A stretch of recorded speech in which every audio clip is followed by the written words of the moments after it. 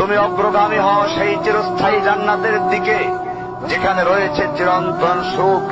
যা মন চাইবে তাই পাবে, যা আদেশ করবে তাই দেওয়া হবে। জেনে রেখো, দুনিয়ার চাওয়া পাওয়ার পূর্ণতার স্থান নয়।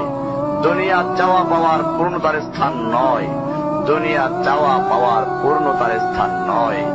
জান্নাতি হচ্ছে এমন জায়গা যা তোমার সব আকাঙ্ক্ষাকে পূর্ণ করে দেওয়া হবে।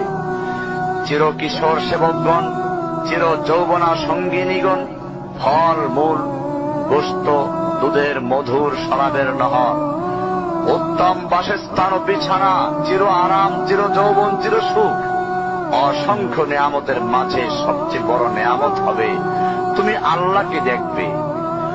শুধু তোমাকে এটা বলাই যথেষ্ট মনে করছি, সবচেয়ে কম মর্যাদার যে জান্নাত লাভ করবে তা হবে দুনিয়ার 10টির সমান।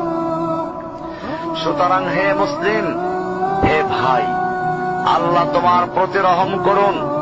এই বার্তা তোমার কাছে পৌঁছার পর আশা করি তুমি তা তোমার পরিবর্তন এবং সংশোধনে যথেষ্ট হবে। গতানুগতিক চিঠি হিসাবে নিও না আমার এই পত্রকে, ফেলে দিও না। এটা ফেলে দেওয়ার নয়, আল্লাহর জন্য বলছি। এর দ্বারা নিজেদেরকে সংশোধনের চেষ্টা করো।